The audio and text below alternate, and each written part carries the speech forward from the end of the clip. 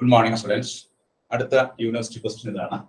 Find dz by dt by chain rule where z is equal to 3x square y square, x is equal to t raised to 4, y is equal to t.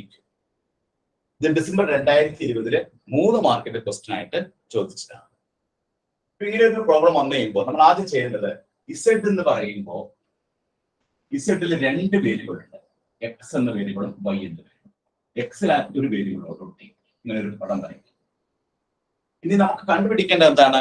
Derivative of z with respect to t ആണ് കണ്ടുപിടിക്കേണ്ടത്. അപ്പോൾ dz by dt ആണ് കണ്ടുപിടിക്കുന്നത്.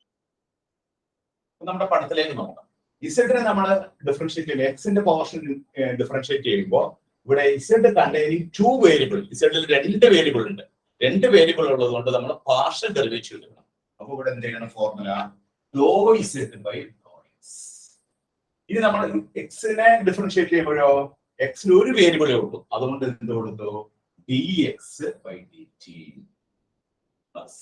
അതുപോലെ y-യുടെ കേസിൽ വരുമ്പോൾ എന്ത് വരും? z-നെ ഡിഫറൻഷിയേറ്റ് ചെയ്യുമ്പോൾ z containing 2 variable, therefore dou z by dou y.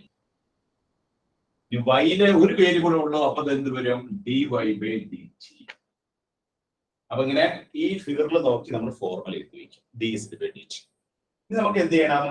ഈ dou z by dou x ഉം dou z by dou y ഉം dx by dt ഉം dy by dt ഉം കണ്ടുപിടിക്കണം. അത് കണ്ടുപിടിക്കാനായിട്ട് ഇവിടെ z എന്ന് പറയുന്നത് 3x square y square ആണ്. അതിനെ നമ്മൾ ഡിഫറൻഷിയേറ്റ് ചെയ്യാം വിത്ത് റെസ്പെക്ട് ടു x.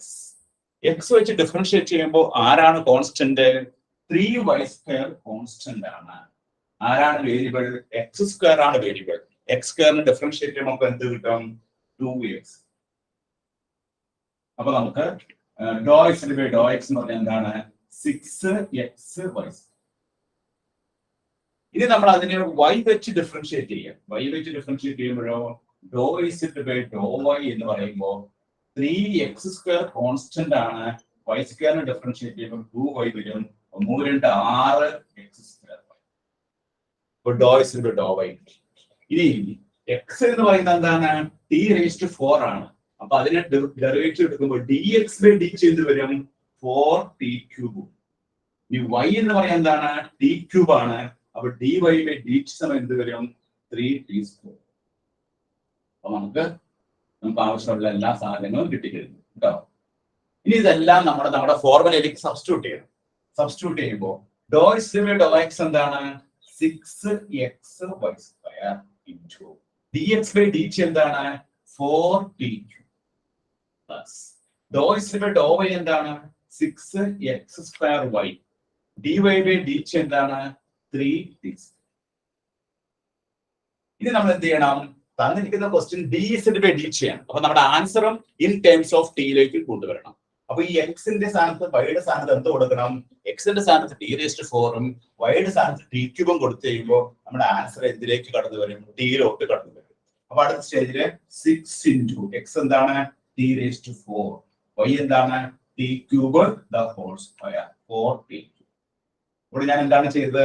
x-ന് പകരം t raised to 4 കൊടുത്തു, y-ക്ക് പകരം t cube കൊടുത്തു. പ്ലസ് 6 into x-ന് പകരം t raised to 4 the whole square, y-ക്ക് പകരം t cube 3t. ഇത് നോക്കാം. ഇവിടെ 6 into 4 എത്രയാണ്? 24.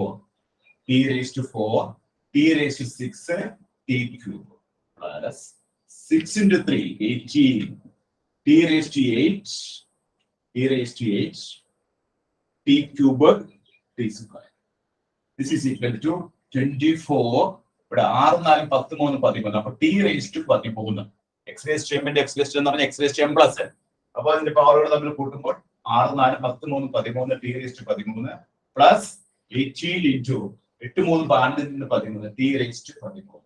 മൊത്തം കൂട്ടിക്കഴിയുമ്പോൾ എന്ത് വരും? 8 4 12, 2 3 4 42 t raised to 13. അപ്പൊ dz by dt എന്നുള്ളതിന്റെ ആൻസർ നമ്മള് ചെയിൻ റൂൾ ഉപയോഗിച്ച് കണ്ടപ്പോൾ നമുക്ക് എന്താണ് ആൻസർ കിട്ടിയത്? 42 t raised to 30.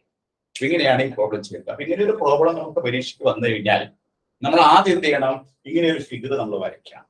എന്നിട്ട് ആ ഫിഗറിൽ നോക്കിയിട്ട് വേണം നമ്മൾ ഫോർമുല എഴുതാനായിട്ട്. ഫിഗറിൽ നോക്കി ഫോർമുല എഴുതി കഴിഞ്ഞാൽ ഫോർമുല കറക്റ്റ് ആയിരിക്കും. ഫോർമുല എഴുതുമ്പോൾ നോക്കിയേ dz by dt ആണ് കാണേണ്ടത്. dz/dt കാണുമ്പോൾ നമ്മൾ ഇസെഡിനെ നമ്മൾ എക്സ് വെച്ച് ഡിഫറൻഷിയേറ്റ് ചെയ്യുമ്പോൾ ഇസെഡിൽ 2 വേരിയബിൾ ഉള്ളത് കൊണ്ടാണ് ഡോ ഇത് പാർഷ്യൽ ഡെറിവേറ്റീവ്. പക്ഷെ എക്സിനെ ഡിഫറൻഷിയേറ്റ് ചെയ്യുമ്പോഴോ ഡി എടുക്കും. എന്തുകൊണ്ടാണ്? X containing only 1. അപ്പോൾ do Z by do X into dx/dt plus do Z by do Y into d/dt. ഇനി ആ വാല്യൂസ് നമ്മൾ സബ്സ്റ്റിറ്റ്യൂട്ട് ചെയ്യാം. നമ്മൾ കണ്ടുപിടിച്ച ഡിഫറൻസിയേഷൻ നമ്മൾ do Z by do X കണ്ടുപിടിച്ചിട്ടുണ്ട്, do Z by do Y കണ്ടുപിടിച്ചിട്ടുണ്ട്, dx/dt dy/dt ഇതെല്ലാം അതിലേക്ക് സബ്സ്റ്റിറ്റ്യൂട്ട് ചെയ്യാം. ആഫ്റ്റർ ദ സബ്സ്റ്റിറ്റ്യൂഷൻ നമ്മൾ എക്സിന്റെ വാല്യൂവും വൈയുടെ വാല്യൂവും ഇൻ ടേംസ് ഓഫ് ടി എഴുതാം. അങ്ങനെ സിംപ്ലിഫൈ ചെയ്ത് വരുമ്പോൾ നമുക്ക് കിട്ടുന്ന ആൻസർ ആണ് dz/dt എന്ന് പറയുന്നതാണ് 42 t raised to 10. എല്ലാവരും നോട്ട് ചെയ്തെടുത്തോളൂ കേട്ടോ.